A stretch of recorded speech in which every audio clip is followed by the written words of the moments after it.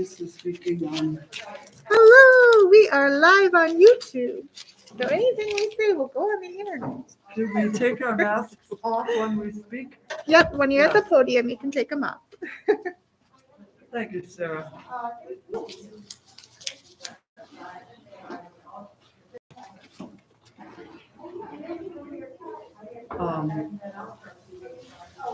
So you're going to read my, whatever it was I wrote 20 years ago.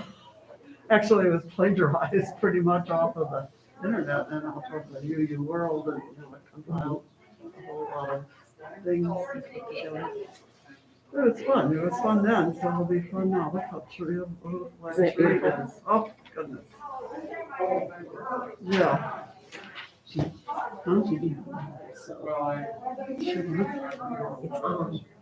It's live now.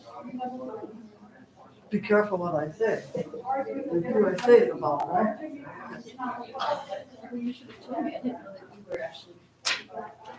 Oh, it does say that. We are currently live. Well, It's her message. Yes. Well,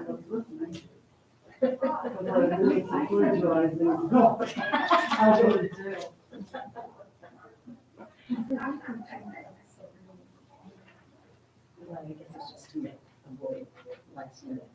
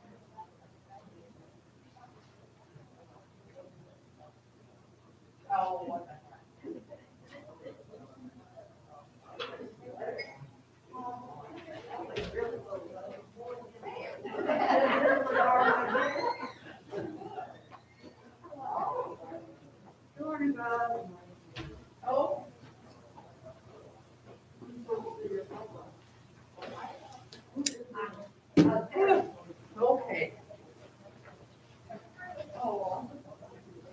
To the music camera.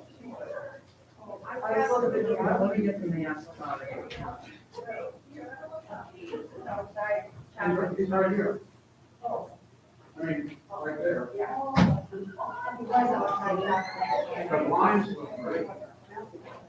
I think so too. Yeah. They fit, that's the good part. Select lines online. Oh, that's fine. Carry them on. And I didn't know they, Harry, I bet. Yeah, Al Johnson. Yeah. I did. Harry, I didn't know that I was talking about being The on. lines, that's what you. They look great. I'm pretty sure they're using it for personal. Well, that's up here today. I don't know.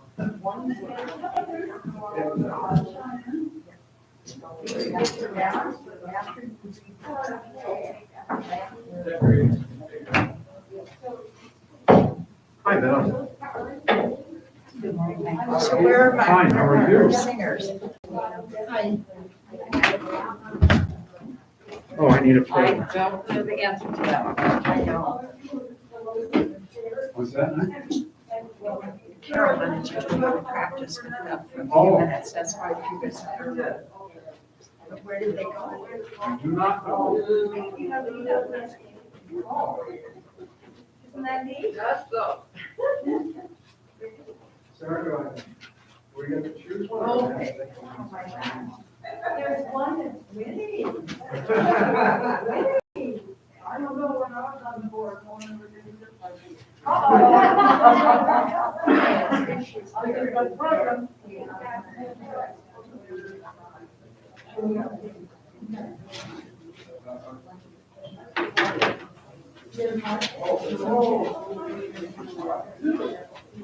Good morning, Donna. How are you? I'm good. How are you?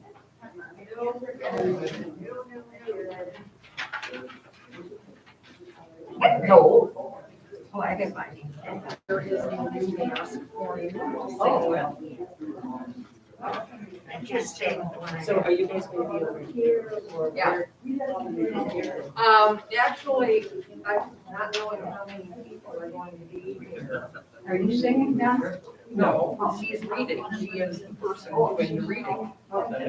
So my thinking currently is that with only three of us, we could easily just be spaced out right here. Singers to Absolutely. look at Oh, this. okay, four of us. I'll be here.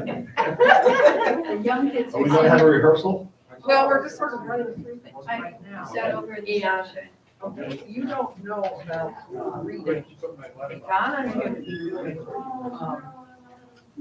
essentially message. Not really, but yeah. I didn't write it. Okay, Okay, and she's going to be reading two parts okay. that refer to hymns, Christmas carols, Uh-huh. that Unitarians wrote. Okay, and she's going to read, All right. kind of midnight clear first. Yeah. Okay, she's going to read the words from one of the verses from Christina Salmi, Midnight Clear. And then we are going to sing Okay, that verse only. okay. No more. And then she said she has finished reading.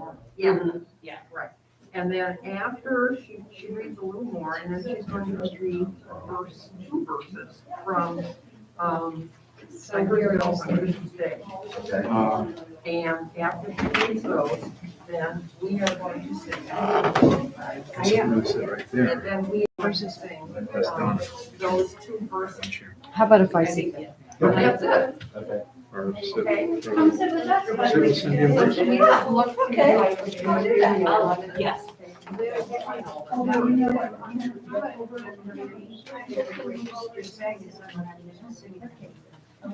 The musical chairs this morning. Okay, thank you. Let me just- Yeah. How are we gonna do this? Okay, now, Here's that. I'll turn to you're all singing.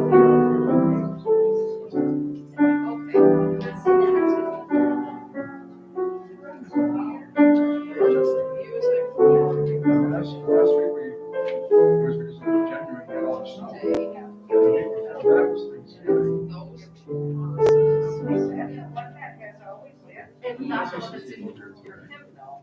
I have a- But this is the popular one. It's great to have a male voice. But then there is the other version, to sing to our. We have a struggle. No, that was the one that's in our hymn book, unfortunately. But it's not.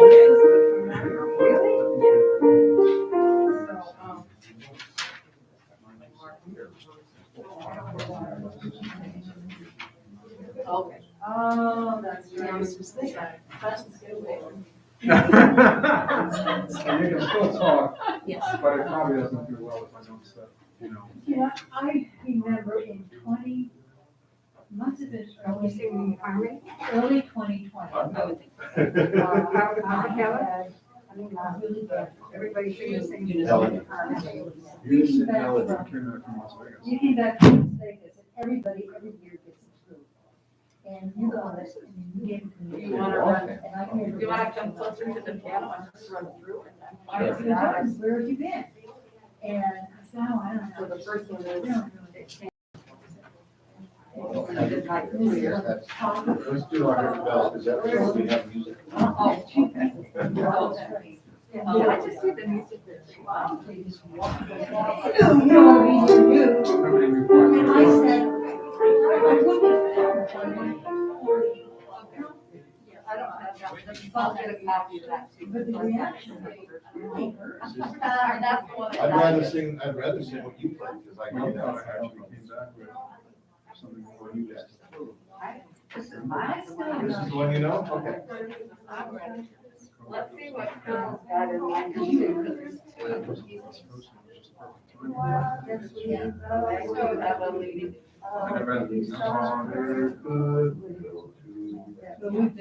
Okay, never mind. And it's, I just don't have that music, so it doesn't matter. Next week, if I But can it's have not to. the festival. Well, let's make it that. No, Madison and New York. I have it. It's hot. No, this is my own mess. Because it's designed for singing, for choirs to sing. Yeah. They should probably have that to get My dad. New York, we just-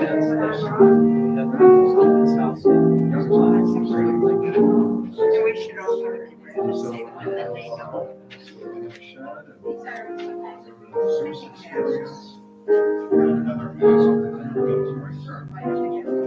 Another mess. It's a singing one. Service is gonna start before we get And then next year.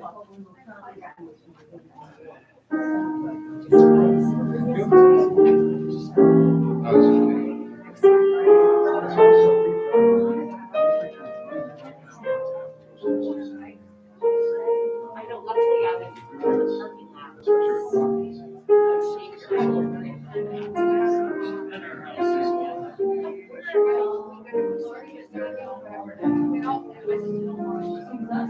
Yeah.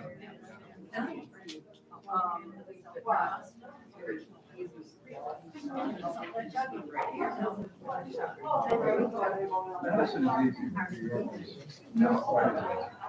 I know we can't do it, we've done it in Madison. Yeah, it's funny. Oh.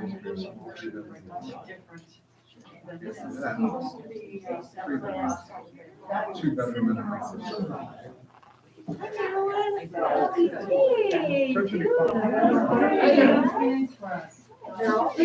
Thank you for joining us this morning. Service will start in about 3 minutes.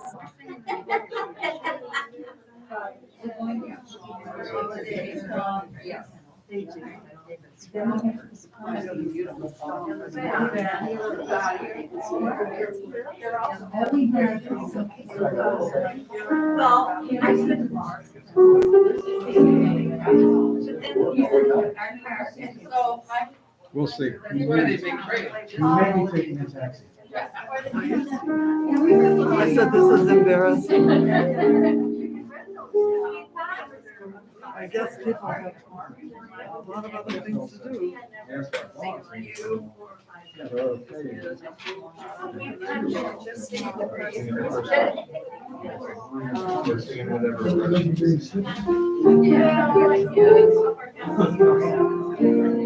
So the manager families.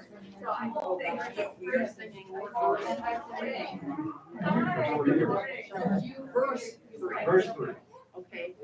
Midnight came upon the midnight fear, we're singing verse 3. Got it? Verse 3. So, let's see, where are we changing? Okay,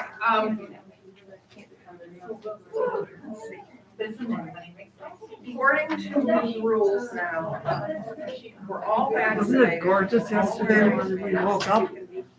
God. It was a, So, oh, I'm forgetting the one. well, this is How many people do we have? 5? 4? 1, 2, Don is saying. 4. No, God. Don is doing it. Yeah. Let's So, concentrate on that.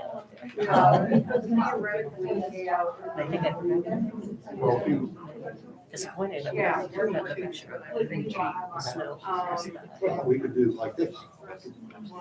Stand here, so we can stand there. And we alternated. Yeah, right, they're that much. Yeah. So long as we're 15. Right. Exactly. I was gonna say, Dr. Joyce, give it Yeah. Even we're sitting here. Oh, Well, we got enough room. We're gonna be two and a half. Did you want? Like in I know, the bar.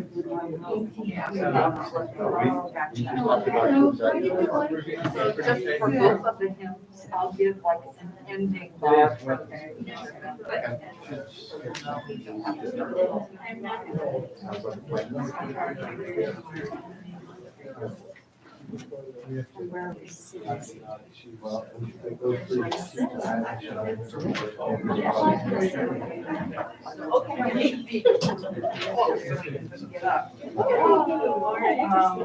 Well, good, thank you. One more chair here, there are four of us. We can get in these first. I'm just gonna leave my notes here for everything, okay?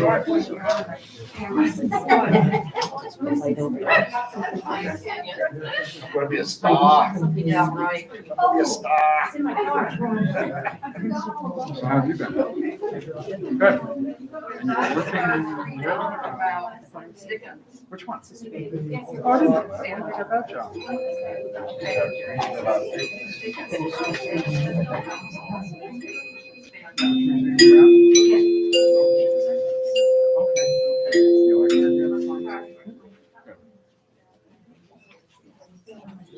it?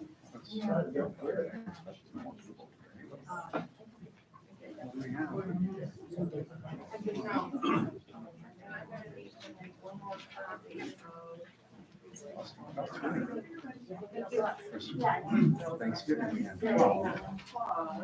So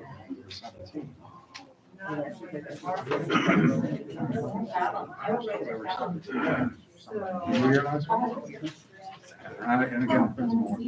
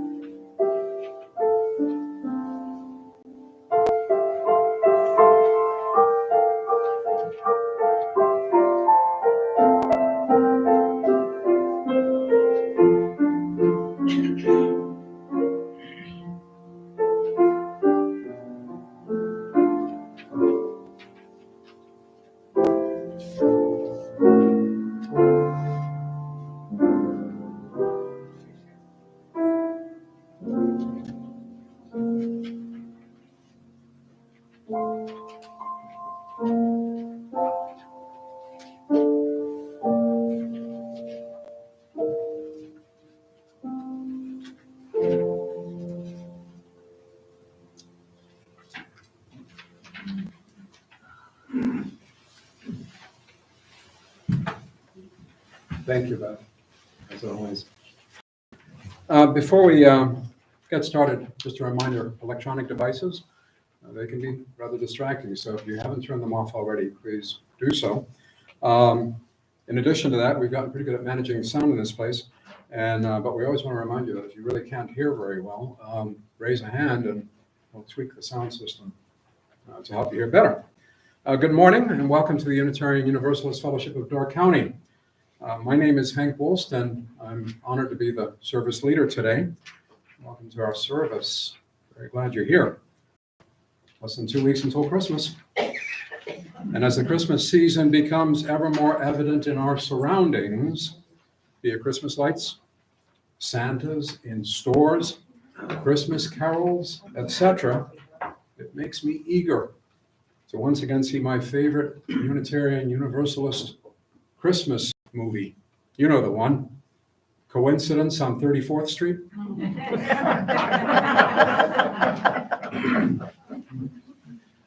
Some of you may be new here. Please silence I beg your pardon, or you may be here after a long absence.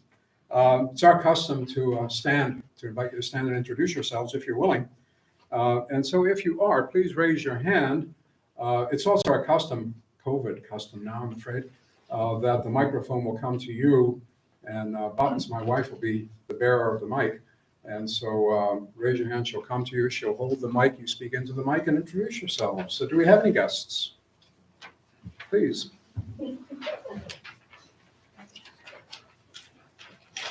I would like to introduce Christina Salmi, my very dear friend from many, many years ago, who is here today. And her dad is featured in our speech today. Oh, nice. Oh, nice. Welcome. Welcome. Anyone else? As has been the case since the reopening, there'll be no coffee or food in the gathering room.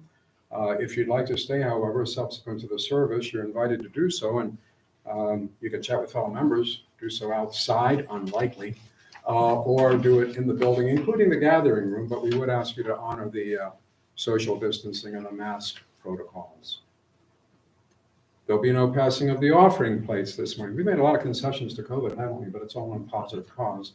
But there'll be no passing of the offering plates. However, there are offering plates out in the lobby, 3 of them, and we invite you to place any offering or donation as you see fit in those offering plates. For those watching us, a reminder that we offer you the ability to make contributions or donations online. Just visit our website, click on the Donate Now tab. Next week is the third Sunday. Next week is the third Sunday of the quarter. And the 31st of December obviously marks the end of the quarter and marks as well the end of our third Sunday donations for the Boys and Girls Club of Door County. The recipient for the second quarter has already been determined. It is the Door County Food Pantry Coalition, and there'll be more information on that later. For now, however, the third Sunday focus remains the Boys and Girls Club, and all monies received or specified for that particular third Sunday event, if you will go to the Boys and Girls Club. And while I don't know what the final amount will be, isn't it exciting that in the most recent e-blast, Sarah indicated that we've collected about $4,250, and that'll be matched by $2,500. A little bit of quick arithmetic suggests that that's about $6,750, plus whatever we collect between now and the 31st of December, which will be a check that goes to the Boys and Girls Club of Door County. I think that's pretty darn outstanding. So thank you all for that. We provide space in the service at this time for any announcements that people might have from the floor, in addition to those that are on the back of the order of service bulletin. Please raise your hand. I'll call on you, and Buttons again will take the hike with the mic and allow you to go ahead and make your announcements. So are there any announcements? Please identify yourself for the benefit of our viewing audience as well. Any announcements? None. We'll do the chalice lighting, and my words to accompany the chalice lighting come from Robert Frost. And they occurred to me recently as I was walking through the woods on a snowy evening.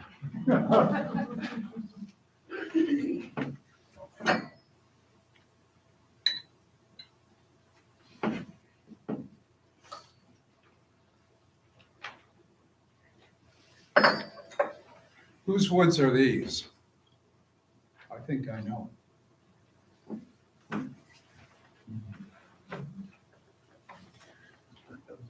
Please stand, if able and comfortable, for our statement of purpose, followed by the humming of the doxology. Both are printed in the order of service. We gather together to seek knowledge and wisdom, to explore freely the vast reaches of mind and spirit, to celebrate within a caring community those truths, ancient and modern, which give meaning and direction to our lives.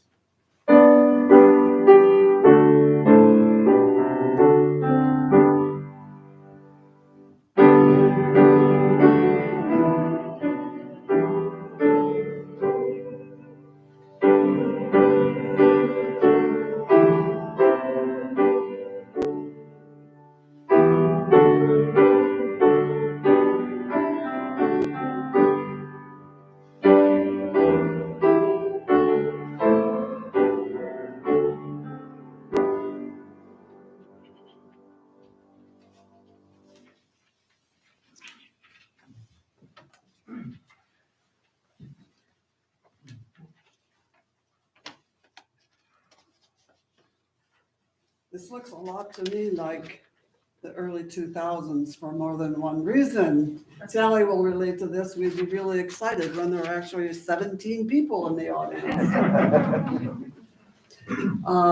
Some of what I will say today will be familiar to almost all of you from the e-blast in early November, as well as the December UU update.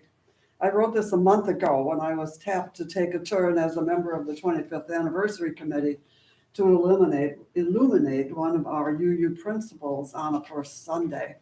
Well, I didn't make it on the first Sunday due to blowing and drifting snow on Highway 42 north last week, but here I am today. A lot of what I say is old news, as I said to many of those, and to those of you who's heard the song before, I apologize.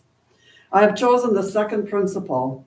We covenant to confirm and promote justice, equity, and compassion. And from our UUFTC mission statement, caring actively for our fellowship family and the larger community. Since our beginnings, we have really tried to live up to these ideals. There were many endeavors in our early years that received enthusiastic support from everyone in the congregation and beyond. But what I am speaking about mostly today is the mitten tree and our support of help of Door County. The picture of our first tree was in the December update. I hope you all saw it. It appeared quite sparse, but the guy standing in front of it seemed happy about it. My husband Ray and Louis Smolak have both died now. Louis lived to be 102. Ray was only 84. We were still happily in our first building on Kessel, but a Gibraltar teacher mentioned that some children came to school in the dead of winter with thin little gloves or none, and we were alarmed and wondered how to help. And our first mitten tree was born.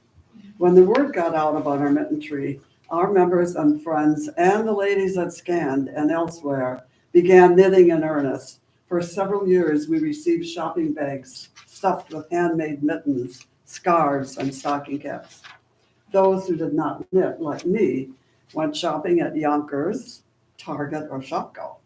We then enjoyed, while sipping coffee and eating donuts, decorating those live trees that had been donated and erected more than once by Ray or Bob Lindahl, and more recently by Grace and Gerhard Bernhardt.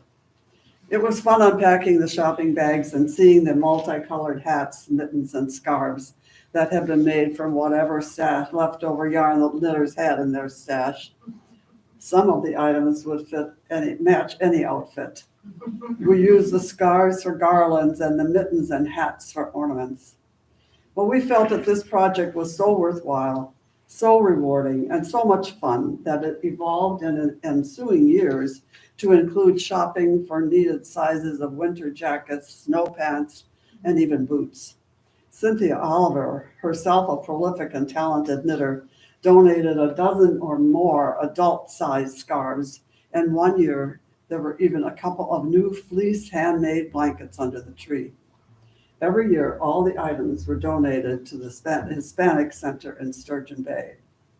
Well, our relationship with the center lasted for several years. I'm not sure why it ended, but perhaps the children and families had all they could use, handing down from one child to the next and from family to family. Those kids are in high school or even college or have their own families by now. But we thought surely there must be a need somewhere in the larger community. Fast forward to just a few weeks ago, we heard Jennifer Gentry, the acting CEO of the Boys and Girls Club, speak about her agency and how it helps children and families and about their many needs. So bingo, while UUFTC is supporting the Boys and Girls Club this quarter with monetary donations that have just been explained that we went over the top with, asked Jennifer after the service if her club would like to have some extra mittens and hats on hand to distribute to the kids who may come to participate in the program without anything warm on their heads and hands. She said, yes, we can use all you can provide. We will distribute the items to the many kids who need them. So then, not a tree this year, but a bin or a barrel full, actually, of hand knit or purchased warm hats, mittens, and scarves. Because this is not necessarily a Christmas project, and winter came early this year, We've already donated 19 hats, 12 pairs of gloves, 3 pair of mittens, and 3 hat and glove sets for a total of 37 items that were presented to the staff of the Boys and Girls Club by Hank and Buttons right after Thanksgiving. The project, however, will continue at least until the end of December, so if you have not contributed, please do so if you so wish. So after the mitten tree project ended, for a couple of years, we supported Help of Door County by buying Christmas gifts for 2 or 3 anonymous families. Families were asked for wish lists for children and parents, which we tried to fill. Most requested clothing and small toys or electronics such as Game Boys, but I remember Margot Warch searching all over the peninsula for size 13 women's figure skates. She finally found a pair at Dick's Sporting Goods in Green Bay. Someone else searched in vain for an Angora sweater, women's extra large. The gifts were then wrapped, tagged, and put in large decorated boxes before taking them to Help. It was a time of seriously high gas prices, much more, even more than now, I think. So some of our members and friends bought and donated gas cards to add to the requested presents. Help's emphasis changed then too, so that project was halted. Some of the other initiatives that were spearheaded mostly, but not always, by the Social Justice Committee that helped to fulfill the UUA's second principle and our mission statement were Wheel Shop for You, that's WHEEL, spells WHEL, service offered to elderly and or disabled community members. We welcome all window clings to distribute to participating businesses. The Food Barrel, free trade coffee, tea, and chocolate sales. Conversation Partners, which is still going under Stella Maris, and the annual $1,000 scholarship to a college-bound senior for an essay about social justice. The Mahjong players who sold enough bean soup mixes to buy the AED. Fortunately, we've never had to use it, but it is there. And thanks to Meg Ziegelman, the sponsorship of the Amuka Singers from Tanzania. In addition, proudly, UUFDC was the impetus for the Climate Change Coalition. And of course, we have always had a wonderful caring committee to see to the needs of our members and friends. It is now ably and with great compassion led by Trish Black. Well, our president, Hank Wolf, just told you what our total was, but I know that it was at least 113% of our goal for the Boys and Girls Club. Please continue to donate either money or hats and mittens. It is well appreciated. Let me fall down.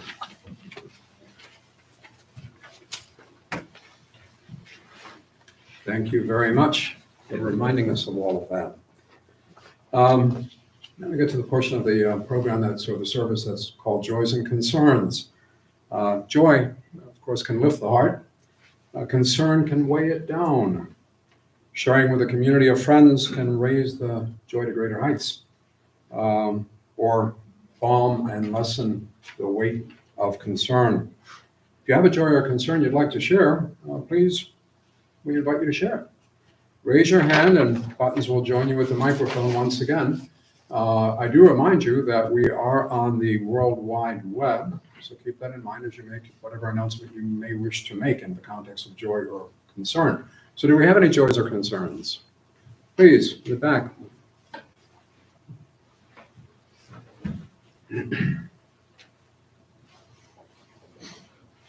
Hi, I'm Judy Brudd. I should have probably brought this up before, but anyway, I'm going to do it now.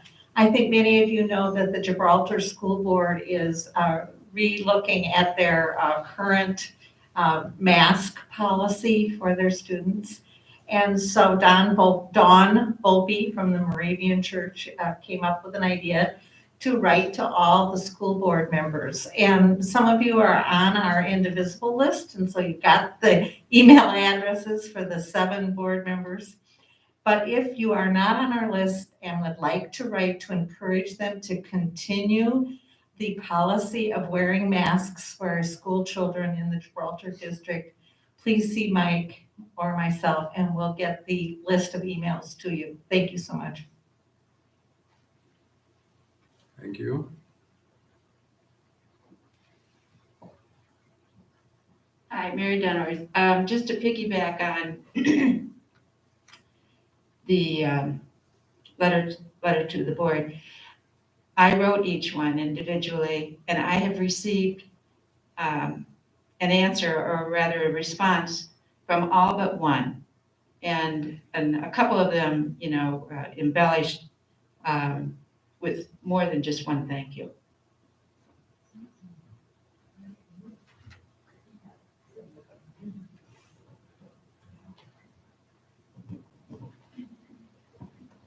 Let me offer a concern, which is to say, two terrible tragedies occurred this week. One was in Mexico when 50 or so folks from Guatemala, I guess, died in a truck that went awry. And then, of course, in Kentucky yesterday, and several other states as well, but most hard hit was Kentucky, where over 100 people right now, I think they estimate, died, along with many more in some of the neighboring states. So just remember all those people and families in your thoughts. Let us now take a moment to pause and ponder, to ruminate and reflect, or to simply be.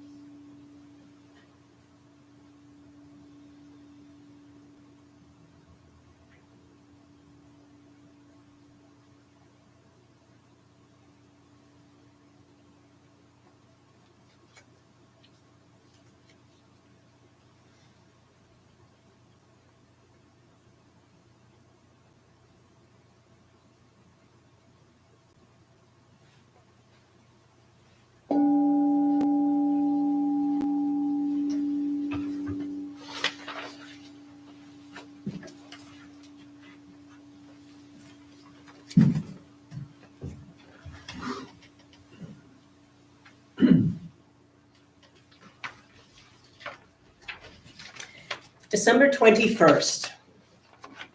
This is our day.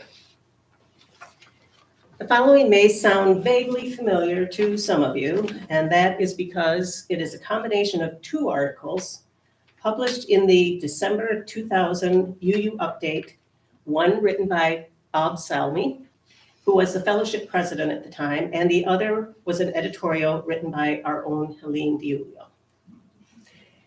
Why do UUs celebrate Christmas? I have been asked, and I presume that you have too, why Unitarian Universalists observe Christmas when we don't believe in the Trinity. Well, some believe that in its present form, Christmas should be known as the Unitarian Universalist gift to the world. It is said that we rescued the celebration of Christmas from earlier extremes of smothering sectarian piety on the one hand, and purely secular excess on the other.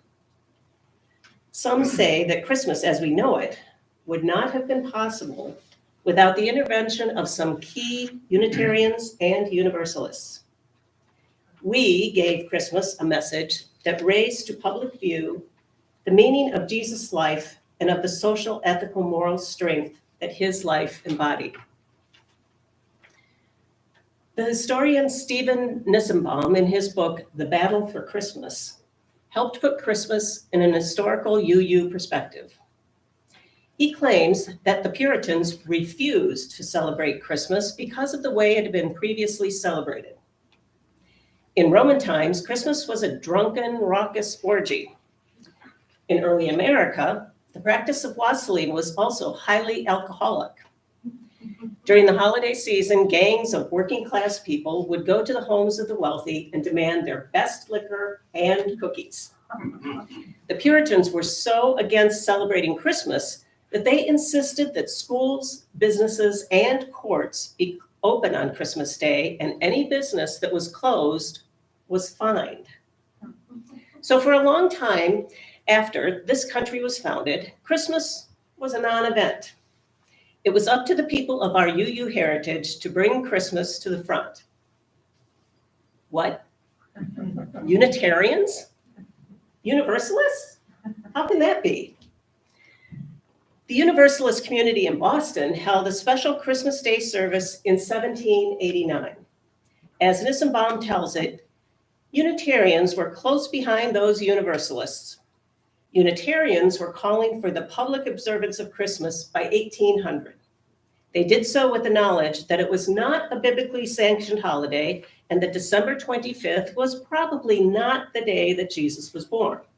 They wished to celebrate not because God had ordered them to do so, but because they wished to. However, the initial attempt to get Christmas widely celebrated failed, and the businesses which had been persuaded to close opened again, and most of the churches went back to ignoring it. Meanwhile, in England, after reviewing the pagan and Roman origins of the December feast day and its rejection by Calvinist Protestants, a young Unitarian writer published in 1843 a short story about Christmas, into which he poured not only his craft, but some intimate experience from his personal life. That Unitarian writer was Charles Dickens, and his story was the timeless The Christmas Carol. Dickens' story enjoyed modest popularity at first, but eventually overshadowed everything else he had written, especially for Americans. At his public readings, it was the most requested selection. Many people wept as he read it to them. When it was learned that Dickens had died, one young boy reportedly asked his parents, "Is Mr. Dickens dead? Will Father Christmas die also?" Having grown up in poverty, Dickens was a bitter critic of entrenched wealth and power. Neither in the Anglican nor in the so-called non-conforming churches of his day could he find anything like a social conscience. Instead, he found smug, self-serving pieties and concern primarily for the salvation of the individual soul. Therefore, when he came to the Unitarian Essex Chapel in London, he found what he heard there refreshing. In time, he joined the chapel, and according to his biographers, he remained a Unitarian for the rest of his life.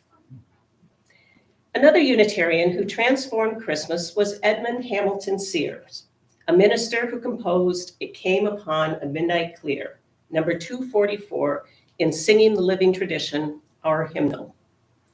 This 1848 hymn is now viewed as a major landmark in Christmas music because it was the first Christmas carol with a social ethical message.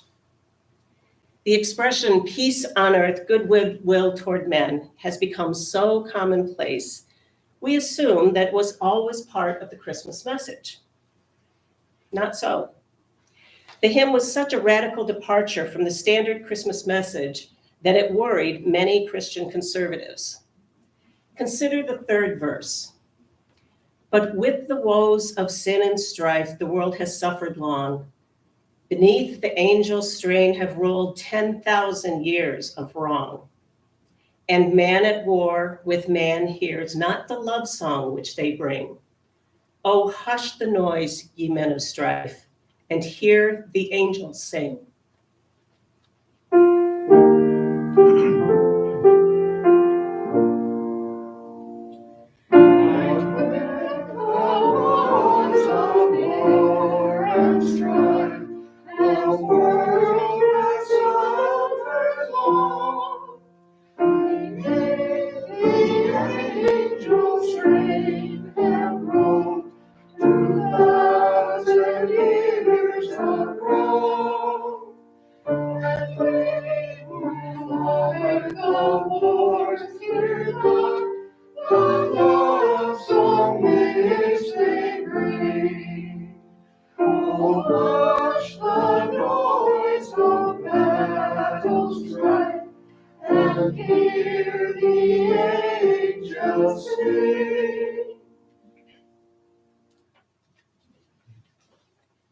Many people said contemptuously that Sears' hymn was just the sort of thing you would expect from a Unitarian. But over the years, the establishment of peace on earth, goodwill to all men, became a vital part of the Christmas message. Today, it is probably the most important theme in our Christmas celebrations. It was and is just the kind of thing you would expect from a Unitarian. In 1864, another Unitarian, Henry Wadsworth Longfellow, wrote, "I heard the bells on Christmas Day," number 240 in our hymnal, during the darkest hours of the Civil War. His verses reflect both sadness and hope. "And in despair, I bowed my head. There is no peace on earth," I said, "for hate is strong and mocks the song of peace on earth, goodwill to men." Then pealed the bells more loud and deep. "God is not dead, nor doth he sleep. The wrong shall fail, the right prevail, with peace on earth, goodwill to men."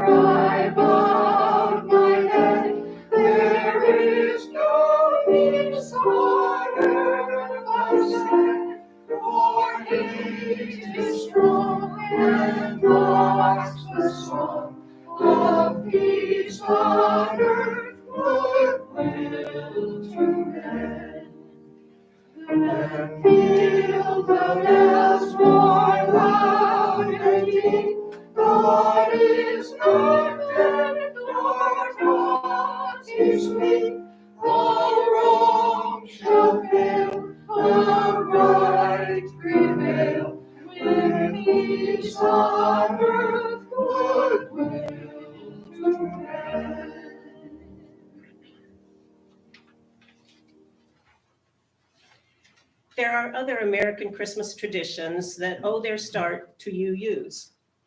In 1832, Charles Follen, a Unitarian minister and professor of German at Harvard University, gave a party for friends featuring a large spruce tree decorated with paper ornaments and wax tapers.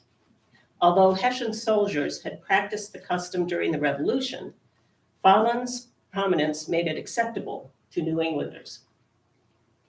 Some believe that Santa Claus was a tradition brought to New York by Dutch settlers. While there was a St. Nicholas Day, it was not associated with Christmas.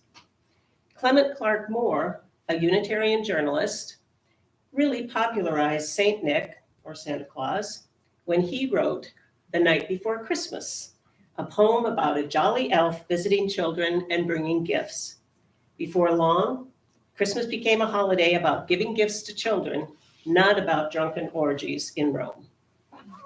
James Pierpont, a Universalist, wrote the song Jingle Bells as a reminiscence of childhood sleigh rides in Massachusetts, and Universalist James Russell Lowell wrote the carol, What Means This Glory Round Our Feet, a song that asserts our Unitarian Universalist faith in each new birth, each new morning. So it has been for us UUs. We have been unwilling to accept a religious tradition whose cherished ideas do not have consequences for the lives of even the poorest among us. We have been unwilling to believe that peace can be merely a private or personal goal, unwilling to believe it cannot be a condition among all people of whatever nation, race, or religion. We can feel free to celebrate Christmas even though we are not really members of the Christian Christmas Club. This is our day. We can celebrate the birth of an infant who grew up to give some very worthwhile teachings for all mankind. Christmas in its best form is an expression of the Unitarian Universalist affirmation that life offers us hope and gives us reason to believe that a better world is possible. May it be so.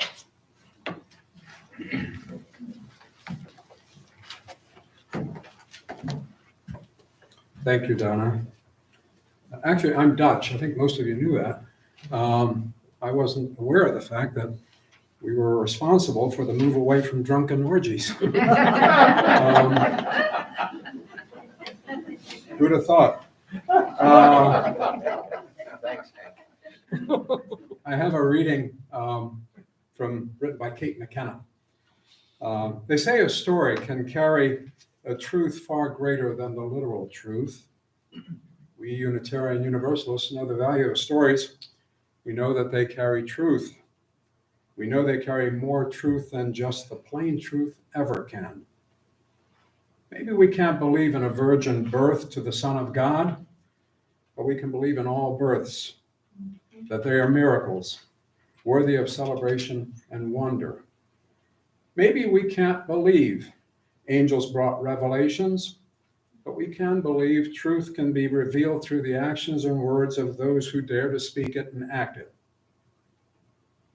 Maybe we can't believe the angels sang to shepherds, but we can believe those revelations about life that come through even those who we think are the most humble amongst us. Maybe we can't believe the wise men traveled to see the newborn baby king, but we can believe that we should never be too lofty or think ourselves too clever or too rich to see the wonder and majesty in tiny things. Maybe we can't believe that Jesus brought back the light by redeeming our sins, but we can believe in a leader and teacher and prophet who brought and brings illumination to the lives of those who wish to listen. We can believe in the light. Always.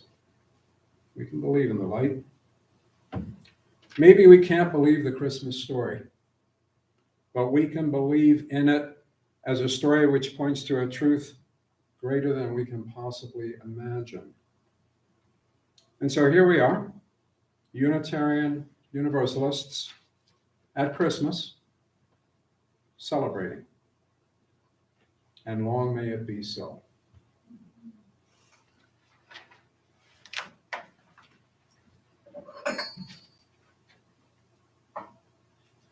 The woods are lovely, dark and deep, but we have promises to keep and miles to go before we sleep. And miles to go before we sleep.